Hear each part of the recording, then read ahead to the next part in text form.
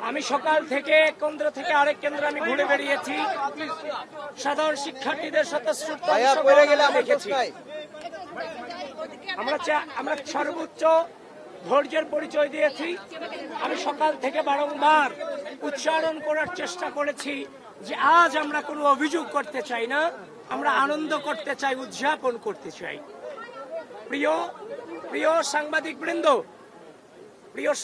বৃন্দ, ইতিমধ্যেই রোকেয়া হল সম্পর্কে একটা ঘোরতর অভিযোগ আমাদের কাছে এসেছে এবং আমি রোকেয়া হলের ভিতরে চিফ রিটার্নিং অফিসার কর্মকর্তার অনুমতি নিয়ে প্রবেশ করেছি এবং সেই ঘটনার সত্যতা আমি পেয়েছি।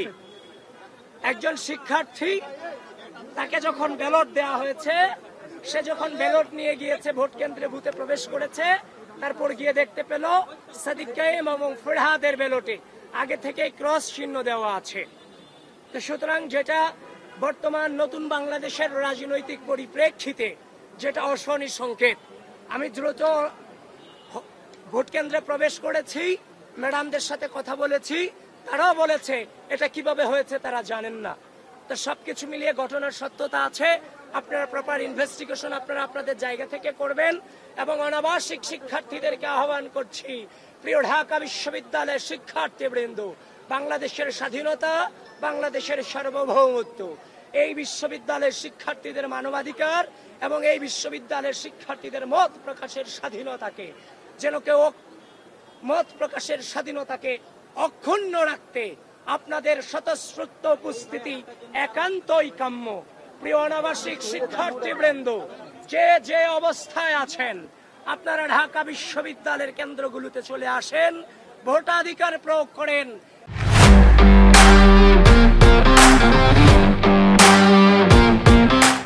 এদেশের মানবাধিকার, বাক স্বাধীনতা এবং বাংলাদেশের স্বাধীনতা সার্বভৌমত্বের চেতনাকে অক্ষুণ্ণ রাখবার জন্য আপনাদের ভোটাধিকার প্রয়োগ একান্তই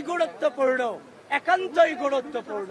আবারও বলছি, অনাবাসিক শিক্ষার্থীবৃন্দ, আপনারা ভোট প্রয়োগ করতে দ্রুত চলে আসুন।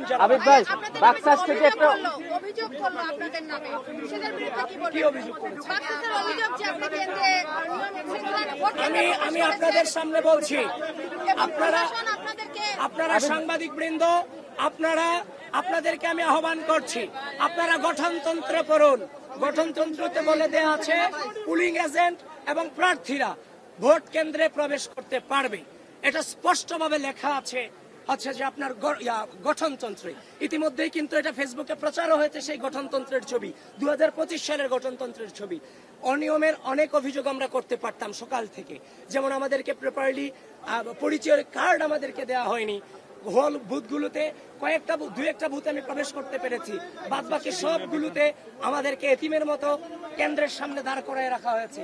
একজন ভিপি হিসেবে ভিতরে কি হচ্ছে তার তো তদারকি করার দায়িত্ব আমার আছে, সেটা তো আমাদের দায়িত্বের মধ্যে পড়ে, স্বচ্ছতার নিশ্চিতকরণের ক্ষেত্রে। তো সুতরাং যারা আমার বিরুদ্ধে এই ধরনের অভিযোগ করেছে এবং যারাই যে গঠনতন্ত্র না পড়ে এই সংবাদটা যারা ঢালাওভাবে প্রচার করেছেন, আমি আপনাদের আহ্বান করব, এই জুলুম গুড়া করা উচিত নয়। কারণ যখন আপনি এগুলো করে ফেলেন, এগুলোর ক্লারিফিকেশন দেওয়ার পর আগেই চরিত্র হনন করে ফেলা হয়। সুতরাং এখনো পর্যন্ত সজ্ঞানে এই নির্বাচনকে সর্বোচ্চ সহযোগিতা করে যাচ্ছি। কোন প্রকার বাধা তো দূরের কথা, বিন্দু পরিমাণ যে আপনার আচরণ বিন্দু লঙ্ঘনের চেষ্টাটুকু আমরা করছি না। আবিদ ভাই, বাকশাস থেকে অভিযোগ করা হচ্ছে যে 21 হলে আপনাদের নামে যে ব্যালটগুলো রয়েছে সেখানেও ক্রস চিহ্ন দেওয়া আছে, বিশেষ করে কাদের এবং বাকের বলেছে, এই বিষয়ে কি বলবেন? সেটা সম্পর্কে এখনো পর্যন্ত 21 হল দিকে যায়নি এবং সে খবরটা আমার কাছে আসেনি। ইতিমধ্যেই রোকেয়া হল সম্পর্কে যেটা দেখেছি সেটা সম্পর্কে মন্তব্য করছি। একটু পরে আমি ভোটাধিকার প্রয়োগ করতে যাব উদয়ন স্কুলে, সেখানে ওই সম্পর্কে আমাকে জানতে হবে, তারপর আমি মন্তব্য করতে পারবো। এর আগে আমার মন্তব্য করা সম্ভব নয়। আমি আবারও বলছি, ঢাকা বিশ্ববিদ্যালয়ের অনাবাসিক শিক্ষার্থীবৃন্দ, আজকের এই দিন বাংলাদেশের দিন, বাংলাদেশের বিজয়ের দিন, বাংলাদেশপন্থীদের বিজয়ের দিন, বাংলাদেশের ভোটাধিকার, বাংলাদেশের স্বাধীনতা, ঢাকা বিশ্ববিদ্যালয়ের শিক্ষার্থীদের মত প্রকাশের স্বাধীনতা টিকিয়ে রাখার দিন। আপনারা কোনোভাবেই অলসতা দেখিয়ে বাসায় বসে থাকবেন না। আসেন, ভোট কেন্দ্রে ভোট প্রয়োগ করুন।